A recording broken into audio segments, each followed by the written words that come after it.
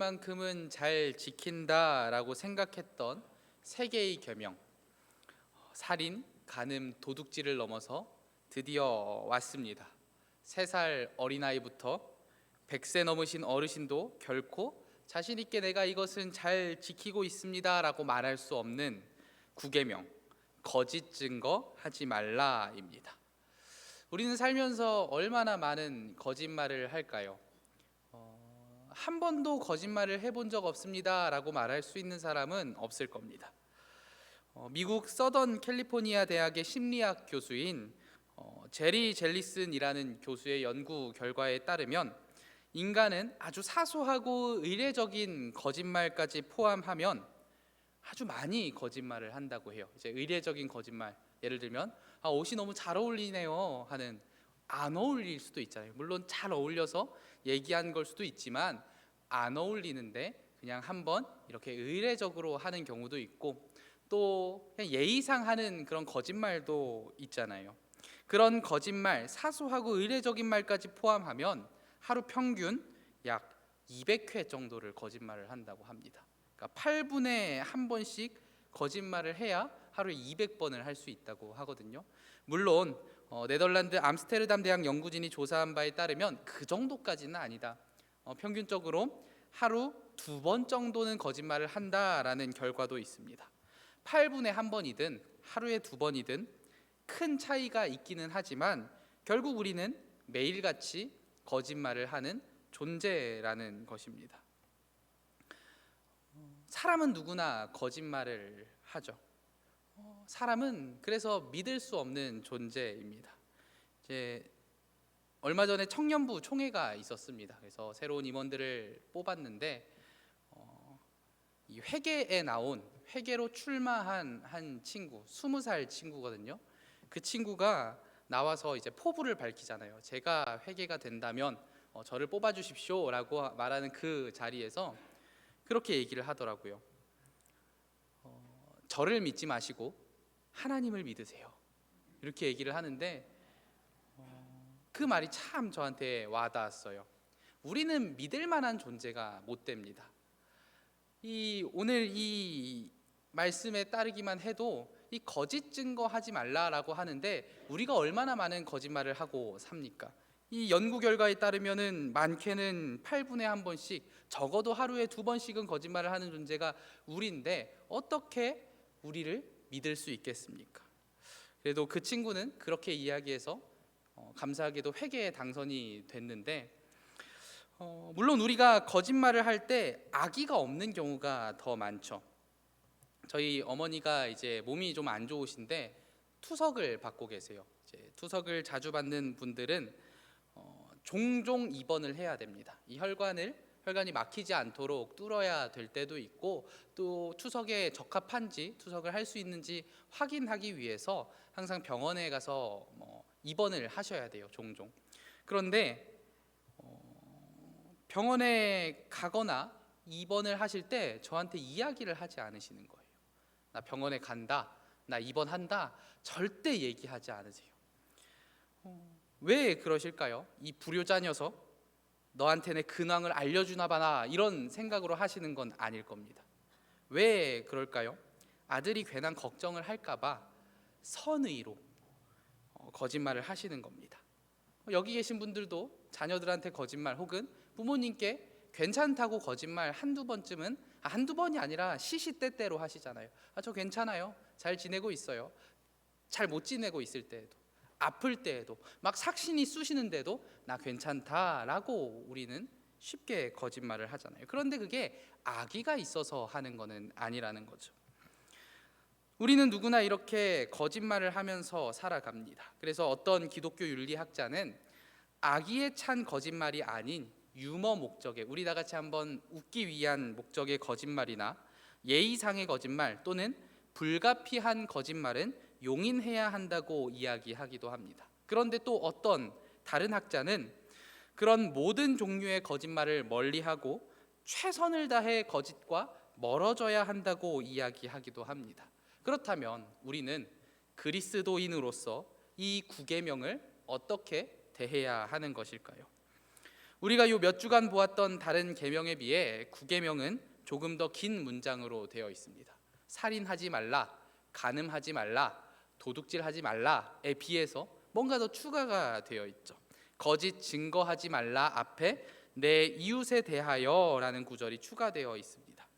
사실 이 내 이웃에 대하여, 너의 이웃에 대하여라는 말이 있기는 하지만 그냥 다른 계명에 비해 조금 친절한 뿐입니다.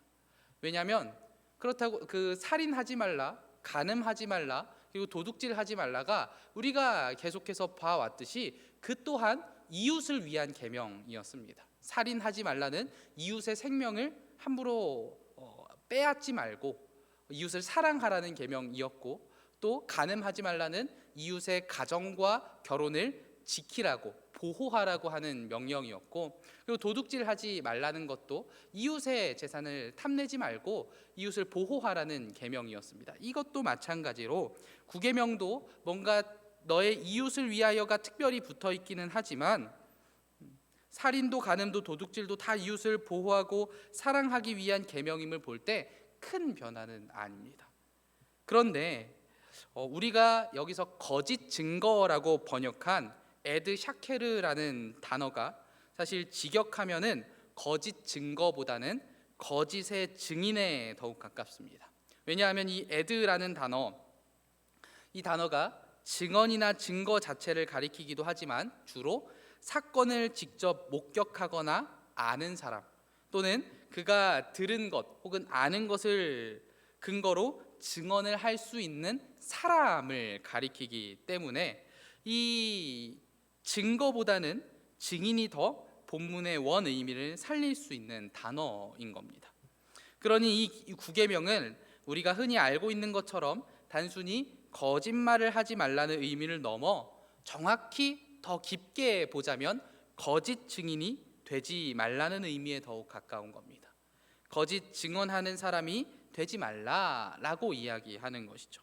이게 뭐가 다를까 싶기도 하지만 단순히 거짓말하면 안 된다라고 하면 그 거짓말을 하지 않는 일, 그러니까 사실과 다른 무언가를 이야기하는 일, 그것을 그 행위에만 집중할 수 있는데, 거짓 증인이 되지 말라는 의미는 특히 우리 그리스도인에게 있어서는 아주 중요한 명령이 됩니다.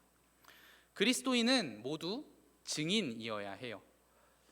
헬라어로는 이 증인을 마르티스라고 하는데, 이 단어는 신약 성경에 약 35번 정도로 꽤나 많이 쓰이는 단어입니다. 대부분의 이 마르티스, 증인이라는 단어가 그리스도인들을 가리킬 때 쓰입니다. 그리스도인들을 향해서 증인이라고 부르는 거죠. 그리고 이게 앞에 부정어를 붙여서 거짓 증인이라고 쓰이는 경우에도 그리스도인인 척하는 사람들을 향해서 쓰입니다. 교회 안에 들어와서 그리스도인인 척하는 사람들을 향해서 거짓 증인이라고 이야기하는 거죠.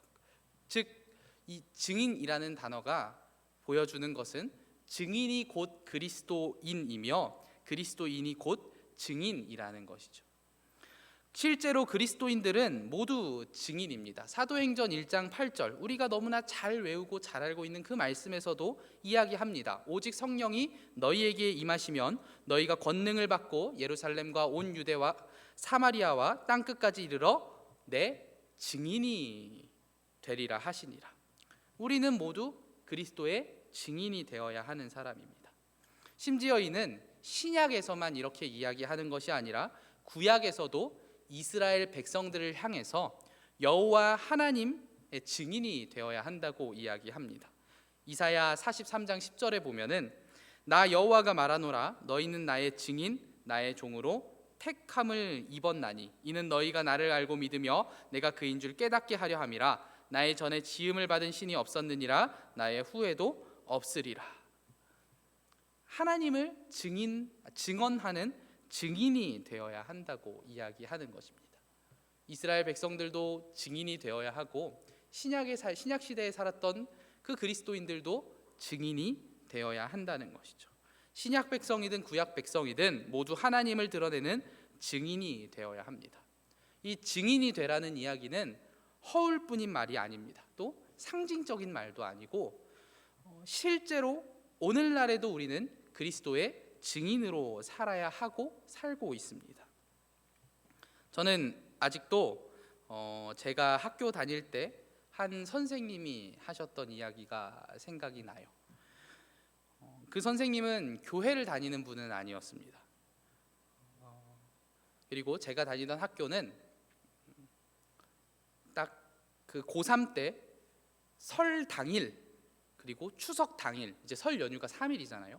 그런데 설 당일, 추석 당일 빼고는 학교에 나오라고 그랬어요. 그러니까 1년 중에 이틀 빼고는 학교에 나오라고 하는 거죠. 그래서 공부를 해야 된다고. 주일도 빠짐없이 나가야 한다고 했습니다.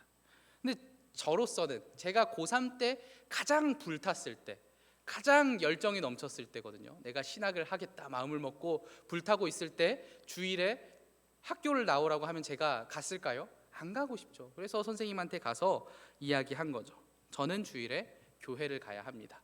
물론 교회를 가지 말라고 하진 않았어요. 다만 오전에 갔다가 오후에는 학교에 와라 라고 이야기를 하는 거였는데, 저는 그 오후에도 가기 싫은 거죠. 왜냐하면 제가 청소년부, 중고등부 시절에 오후에 그 시간이 있었거든요. 오전에 예배 드리고 오후에 청소년부가 있으니까 저로서는 그것까지 다 마치고 교회를 가야 되는 거예요. 학교를 가야 되는 거예요. 그러니 저는 주일에는 학교 가지 않겠습니다. 학교에 오지 않겠습니다 라고 선생님께 말씀을 드렸죠. 그러니까 선생님이 저한테 이렇게 말씀하시는 거예요. 뭐 그렇게 열심히 하냐? 왜 그렇게 열심히 하냐? 내 친구들도 집사고 장로인데 너처럼 그렇게 열심히 하지 않는다 라고 말씀하시면서 마지막에 하나님도 너가 그렇게까지 열심히 하는 것보다 먼저 공부하는 걸 더 원하실 걸 이라고 이야기를 하는 거예요. 그런데 여러분, 과연 하나님이 제가 주일에 교회 안 가면서까지 공부하는 것을 원하셨을까요? 제가 지금까지 성경을 읽고 연구하고 신학을 공부하고 이제는 목사로 살면서 하나님에 대해서 알아가고 있는데, 제가 아는 하나님은 절대로 주일의 예배보다 개인의 공부가 더 중요하다고 말씀하시는 분은 아니었습니다. 그런데 왜 그 선생님은 알지도 못하면서 그렇게 이야기했던 것일까요? 왜 예배보다 개인의 공부가 더 중요하다고 이야기를 하셨을까요? 그 선생님의 주변에 있는 기독교인들이 딱 그 정도로 살았기 때문입니다. 선생님이 말씀하신 것, 내 친구들도 다 집사고 장로인데 왜 너는 왜 그렇게 유난이냐? 너처럼 열심히 하지 않는다라는 말은 곧 바꿔 말하면 내가 본 기독교인들은 안 그런데 왜 너만 유난이냐라는 것이죠. 세상 사람들은 그리스도인을 통해서 하나님을 알게 됩니다. 그리스도인을 통해서 하나님께서는 이러한 분이구나 라는 것을 알게 되는 것이죠. 그 선생님이 어떻게 하나님을 알 수가 있을까요? 이 하나님을 바로 아는 것은, 우리가 하나님을 느끼고 하나님이 계시구나라고 바로 알 수 있는 것은 선택받은 자들이나 가능한 겁니다. 그 믿음이 주어진 자들, 우리처럼 하나님께서 믿음을 허락하셔서 예수 그리스도를 믿고 그 믿음 안에 거하는 자들은 바로 이 성경을 통해서든 또 하나님의 존재를 알 수가 있잖아요. 우리는 그냥 나뭇잎만 봐도 하나님 너무나 잘 만드셨어, 이렇게 생각할 수 있는 그 은혜를 받은 자들이잖아요. 그런데 하나님을 모르고 예수님을 모르면 절대로 알 수가 없습니다. 그럼 어떻게 하나님을 알 수 있냐? 사람을 통해서 알게 되는 거죠.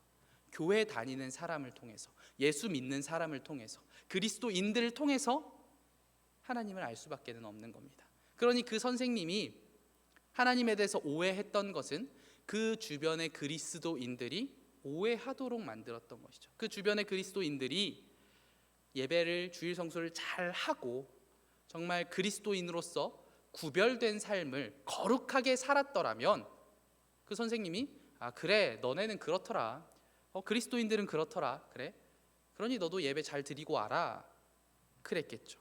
그런데 왜 너만 유난이냐라는 것은 그 주변의 그리스도인들이 그러한 모습을 보여주지 않았기 때문입니다. 세상 사람들은 그렇게 그리스도인을 통해서 하나님을 알게 됩니다. 즉 그리스도인들이 증인이 되어야, 그리고 그들의 입술에서 나오는 하나님에 대한 이야기, 그들의 행동에서 나오는 하나님에 대한 그 모습들로 하나님을 알게 되는 겁니다. 예수님이 어떤 분이신지 그렇게 알게 되는 거죠. 직장이나 친척들과 함께 있을 때 내가 그리스도인, 교회 다니는 사람이라고 말하면서 구별됨 없이, 거룩함 없이 믿지 않는 사람과 똑같이 행동한다면 그 사람들이 똑같구나, 예수 믿어도 똑같구나 라고 생각하게 된다는 겁니다. 쉽게 말해서 나는 교회 다니는 사람이라고 하는데, 예수 믿는다고 하는데 법을 쉽게 어기고 남들을 괴롭히고 속이고 거짓말을 밥 먹듯이 한다면 그것이 하나님을 제대로 증거하는 일일까요? 오히려 거짓 증인이 되는 일입니다. 앞서 말한 대로 이 9계명은 단순히 거짓말을 하지 말라는 계명이 아닙니다. 더 나아가 거짓 증인이 되지 말라고 이야기하면서 진리의 증인이 되어야 한다고 이야기하는 거죠. 우리는 그리스도인입니다. 그리스도인은 아까 얘기했던 대로 증인으로 살아가야 되는데, 진리의 증인으로 살아가야 되는데, 진리의 증인으로 살아가야 되는 그리스도인들이 거짓 증인으로 살지 말라는 명령인 겁니다. 이 9계명은 단순히 사실과 다른 말을 하지 말라는 것이 아니라 진리의 증인으로서 이웃에게 복음을 전해야 하는 우리가, 복음 그대로 살아내야 하는 우리가 거짓 증언하는 사람이 되어서 오히려 이웃들로 인해 진리를 믿지 못하게 하는 사람이 되지 말라고 이야기하는 것이죠. 복음의 통로가 되어서 하나님의 말씀을 살아내므로 복음이 무엇인지 보여주고 흘려보내야 되는 사람들이 하나님의 말씀을 무시하고 자기 멋대로 살고 복음이 무엇인지 보여주지도 못한다면, 그 통로의 기능을 하지 못하고 꽉 막힌 채로 있다면, 복음을 흘려보내지 못한다면 그것은 오히려 이웃이 복음을 들을 기회를 박탈하는 자인 거죠. 그것이 거짓 증인인 겁니다. 이를 조금 더 무섭게 이야기하면 이 거짓 증인이 되는 일은 이웃의 영적 생명을 빼앗는 일이기도 합니다. 쉽게 비유를 들어 이야기하면 내 이웃이 죽을 병에 걸렸습니다. 그런데 그 이웃이 치료받을 수 있는, 정말 완치가 될 수 있는 약이 있어요. 그런데 아주 멀리 있는 거예요. 아주 멀리 있어서 누구나 쉽게 이렇게 가져갈 수 없는 상황에서 내게 무엇보다도 빠른 자동차가 있는 겁니다. 그래서 나는 그 약을 이 병에 걸린 이웃에게 전달해 줄 수 있다면, 그러한 상황이라면, 내가 그런 상황에서 전해주지 않았다면 이 이웃은 분명한 기회가 있는데도, 그 약을 받아서 치료받을 수 있는 기회가 있는데도, 그리고 나는 그것을 할 수 있는데도 하지 않았다면 그 이웃이 결국 그 병으로 인해 생명을 잃게 되었다면, 내 잘못이라고 누군가가 얘기하지는 않겠지만 나는 그 생명을 살릴, 그 이웃을 살릴 기회를 버린 사람이 되는 겁니다. 즉 거짓 증언하는 일은 결국 이웃이 복음을 듣고 영생을 누릴 수 있는 기회를 빼앗는 것과 같다는 것이죠. 내가 그리스도인으로 잘 살아낸다면, 그 진리의 증인으로 잘 살아내서 나를 통해서 예수 그리스도를 바로 알게 된다면 그 사람이 예수님을 알고 믿고 그 영생을 누릴 수 있었을지도 모르는데, 내가 그 진리의 증인이 되지 못하고 거짓 증인으로 살아서 세상 사람들과 다를 바 없이 살아서 거룩함은커녕 그 구별됨을 보여주지도 못해가지고 그 사람이 예수 믿는 거 별거 없네 라고 하고 예수 믿는 것은 생각도 하지 않았다면, 그가 영생을 얻지 못한 이유가 어디에 있다고 이야기할 수 있습니까? 나에게 있다고 이야기할 수도 있는 것이죠. 그러니 이 거짓 증인이 되는 일은 이웃의 영적 생명을 빼앗는 일이 될 수도 있다고 이야기하는 것입니다. 그리고 실제로 거짓말은 우리의 생명을 빼앗아 갑니다. 우리는 성경을 통해서도 그것을 확인할 수 있습니다. 창세기 3장에는 죄가 우리에게 어떻게 들어왔는지를 이야기하죠. 타락에 대해서 이야기합니다. 뱀이 나타나서 여자에게 묻습니다. 그런데 뱀은 여호와 하나님이 지으신 들짐승 중에 가장 간교하니라. 그러고 이제 그 뱀이 여자에게 물어 이르되 하나님이 참으로 너희에게 동산 모든 나무의 열매를 먹지 말라 하시더냐. 뱀이 나타나서 이제 여자에게, 그 하와에게 묻는 겁니다. 하나님이 너네 그 열매 다 먹지 말라고 하셨다며? 근데 그게 아니잖아요. 그래서 여자는 이야기하는 거죠.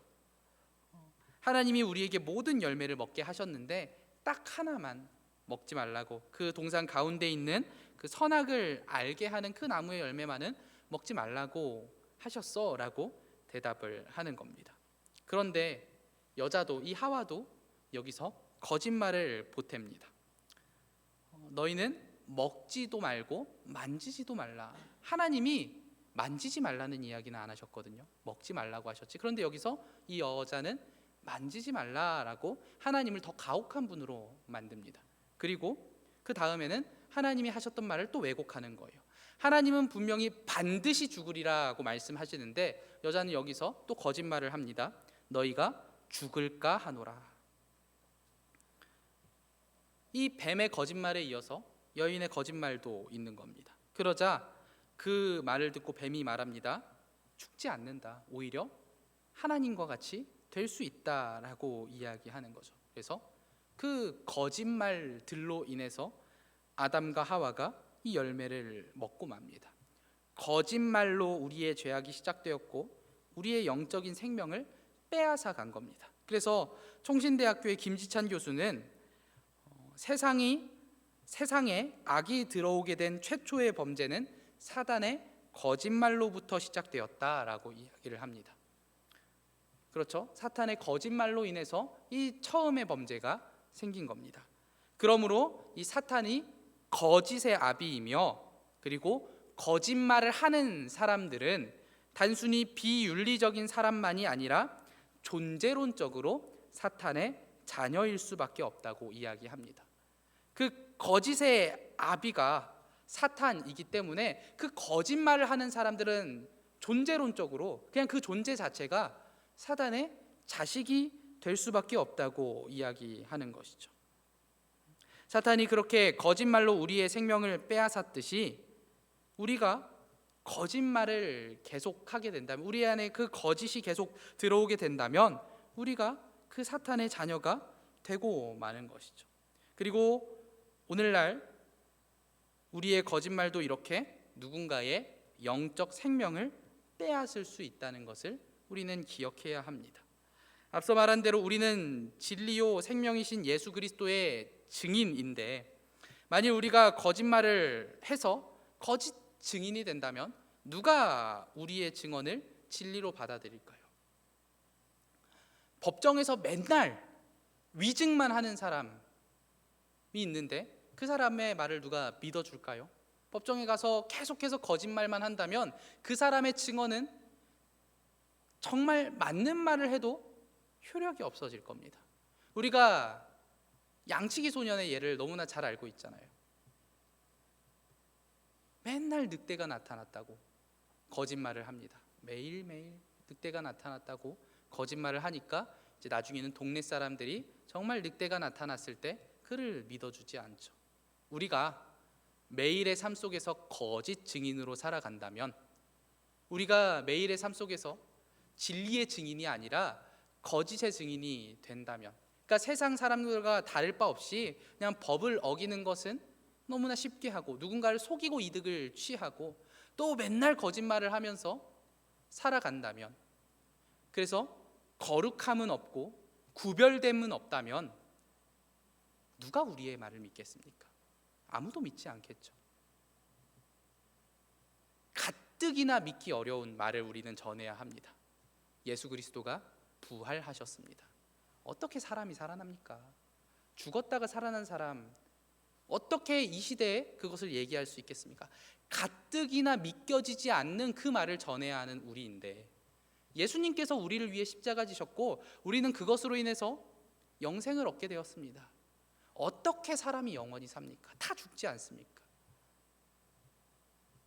그리고 우리가 죽으면 그 하나님 나라가 있습니다. 보이지도 않는 걸 어떻게 믿으라는 거예요?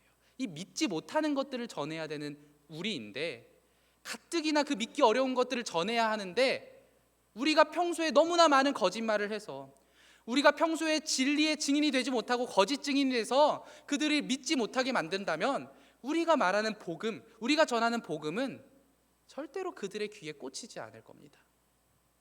우리가 잘 살아내야, 우리 안에 거짓이 없고, 저 사람의 말은 믿을 만해, 그래도 저 사람은 정말 그 자기가 말하는 대로 살아왔어라는 그 모습을 보여줘도 복음을 믿을까 말까인데, 우리가 거짓 증인으로 산다면 복음 전할 수가 없는 것이죠. 그것은 불가능한 일이 되는 것입니다. 그러므로 우리는 무슨 일이 있어도 거짓의 증인이 되어서는 안 됩니다. 따라서 우리는 언제 어디서든 그 거짓 증언, 거짓말을 우리 입에 담아서는 안 되는 것이죠. 그래서 하이델베르크 교리문답은 구계명에 대해서 이렇게 이야기를 합니다. 112문에 하나님께서는 구계명에서 무엇을 요구하십니까? 어떤 사람에 대해서도 거짓으로 증거하지 말고, 누구의 말도 왜곡하지 말고, 뒤에서 욕하고 근거 없는 말로 헐뜯지 말고, 말을 들어보지도 않고 섣불리 정죄하지 말고, 다른 사람이 섣불리 정죄하는 일에도 동참하지 말라는 것입니다. 오히려 하나님의 무서운 진노를 받지 않도록 모든 거짓과 속임을 마귀 본연의 일로 여겨 피하고, 법정에서나 다른 어디서든지 진리를 사랑하고 정직하게 진실을 말하고 고백하며 할 수 있는 대로 내 이웃의 명예와 평판을 지키고 높이라는 것입니다. 구계명은 단순히 사실과 다른 말을 하지 말라는 명령이 아닙니다. 이 하이델베르크 교리문답은 왜곡, 욕, 정죄와 속임, 또 진실을 말하지 않은 침묵까지도 거짓 증언이 될 수 있다고 이야기를 합니다. 왜 이 모든 것들이 거짓 증언에 포함이 될까요? 왜 거짓말에 포함이 될까요? 이 모든 것들, 방금 이 문답에서 이야기한 이 모든 것들이 우리가 진리의 증인이 되지 못하도록 만드는 것이기 때문입니다. 그러니 많은 것들을 하지 말라고, 이 많은 것들을 했을 경우에 우리는 진리의 증인이 되기보다 거짓의 증인이 될 테니 그런 것들을 하지 말고 잘 지켜 행해서 진리의 증인으로 살아가라라는 것이죠. 그러니 이 구계명은 단순히 사실과 다른 말을 하는 것을 경계하는 것이 아니라 거짓 증인으로 사는 것을 경계하는 것입니다. 증인으로 살아가야 되는, 진리의 증인으로 살아가야 되는 우리를 향해서 거짓 증인이 되면 너는 영원토록 진리의 증인으로 살 수 없어 라고 말하는 경고가 바로 이 구계명인 것이죠. 우리 사랑하는 남부교회 성도님들, 이 궁극적으로 구계명은 우리에게 거짓 증인이 아닌 진리의 증인이 되라고 이야기를 합니다. 그런데 이는 결코 쉽지 않죠. 정말로 어려운 일입니다. 단순히 거짓말을 하지 않는다고 해서 우리가 진리의 증인이 되지 않습니다. 그렇다면 진리의 증인이 되기 위해서 가장 먼저 필요한 것은 무엇일까요? 거짓을 멀리하고 진리 안에 거해야 합니다. 그리고 그 진리 안에 거할 때, 우리가 그 진리를 믿고 그 진리 안에 거할 때 우리의 존재 자체가 변화되어서 구계명을 지킬 수 있는 것이죠. 내가 먼저 그 진리를 믿지 못한다면 절대로 전할 수 없을 겁니다. 내가 그 진리를 믿지 않고 전한다면 그것은 또 다른 의미로 거짓 증인이 되는 것이죠. 내가 진리를 믿고 예수 그리스도를 믿고 전해야지, 나는 믿지도 않는데 예수님 믿으세요 하는 것은 또 다른 의미의 거짓말이 될 수 있는 겁니다.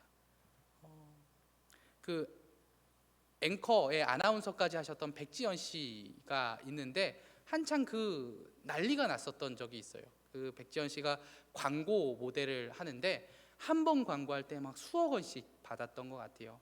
항상 그렇게 광고를 받아서 광고를 했었는데 어느 날은 보험 광고를 하는데 그 광고에 딱 그런 부분이 있었대요. 저도 이거 들었어요. 그런데 백지연 씨가 가만히 생각해보니까 자기 안 들었거든요. 그래서 이 구절 삭제해 주세요 라고 했는데 보험회사에서는 그거 넣어야 팔잖아요. 그래서 그 비싼 광고료를 지불하는 건데 안 된다라고 해서 결국 그게 어그러진 적이 있다고 합니다. 그래서 한동안 그 문제가 꽤나 매스컴을 많이 탔던 일이 있다고 해요. 왜 그 백지연 씨는 그것을 거부했을까요? 거짓말이니까. 내가 하지도 않았는데 좋다고, 나도 했습니다라고 이야기하는 것이 그 양심에 찔렸던 것이죠. 우리도 마찬가지입니다. 우리가 믿어야 증인이 될 수 있습니다. 내가 믿지도 않는데 어떻게 증인이 되고, 내가 믿지도 않는데 믿으면 좋습니다, 믿으면 행복합니다, 믿으면 우리가 영생을 얻을 수 있습니다 라고 말할 수 있겠습니까? 가장 먼저는 우리가 그 믿음 안에 거하는 일이 필요한 것입니다. 그 믿음 안에, 말씀 안에 거함으로 우리는 거짓 증인이 아닌 진리의 증인이 될 수 있는 것입니다. 그러니 우리 성도님들께서도 이 구계명을 잘 지켜 행하시는 분들이 되셨으면 좋겠어요. 진리의 증인으로 살아가시는 분들이 되셨으면 좋겠습니다. 거짓 증인이 아니라 정말로 예수님을 잘 전할 수 있는 그 증인들이 되셨으면 좋겠습니다. 그러면 우리가 어떻게 그것을 지킬 수 있을까요? 또 한 가지는 우리의 입술은 벌리면 거짓이 나오는 것 같아요. 그냥 벌리면 좋게 얘기하고 싶고, 벌리면 과장해서 이야기하고 싶고, 이 입만 벌어지면은 여기서 거짓이 튀어나오는 것 같습니다. 그렇다면 우리가 어떻게 이 거짓이 나오지 않게 할 수 있느냐? 입을 여실 때마다 기도의 말을 하시기 바랍니다. 기도하시고 또 그 입을 벌릴 때마다 말씀이 나오게 하시고 찬양을 하시고 좋은 말로 채워야 그 거짓이 사라지는 겁니다. 거짓으로 채워진 우리 입을 그 거짓이 아니라 하나님의 말씀과 또 기도와 찬양으로 채울 때 우리 입에서 거짓이 나오지 않게 되는 것이죠. 8분에 한 번 거짓말을 하는 우리 입을 16분 혹은 30분, 어쩌면 하루에 한 번도 거짓말하지 않는 입으로 만들 수 있는 방법은 계속해서 기도가, 계속해서 말씀이, 계속해서 찬양이 흘러나오도록 하는 일이 우리를 거짓 증인되지 않게 만드는 것이죠. 그러니 우리 성도님들께서는 그 입술을 거짓으로 채우지 마시고 정말 그 하나님의 것들로 채우시며, 또 무엇보다도 내가 믿고 그 진리 안에 거함으로 거짓 증인이 되지 않고 그 진리의 증인으로 살아가시는 분들이 되시기를 바랍니다. 정말로 어려운 일이겠지만 우리가 그 일들을 해내라고 이 구계명이 우리에게 주어진 것입니다. 그러니 그것을 믿으시면서 나아가시는 우리 성도님들 되시기를 기도하겠습니다. 하나님 감사합니다. 우리들 이 시간 주님께서 그 구계명을 통하여서 우리에게 거짓 증인이 아닌 진리의 증인이 되라고 말씀하신 것을 보았습니다. 주님, 그럼에도 불구하고 우리의 입술이 계속해서 거짓을 내뱉으며 우리의 삶이 그 거짓 증인의 방향으로 나아갑니다. 주님, 그 모든 것들 회개하며 나아가오니 주님, 우리를 인도하시고 도와주셔서 우리가 진리의 증인으로 살게 하여 주시옵소서. 주님, 그것이 나의 노력으로 안 됨을 너무나 잘 알고 있기에 주님의 도우심을 구하며 주님의 함께 하심을 구합니다. 주님, 우리가 그렇게 기도하며 나아가겠사오니 주님, 우리를 인도하여 주시고 우리가 진리의 증인으로 살 수 있도록 붙들어 주시옵소서. 예수님의 이름으로 기도합니다.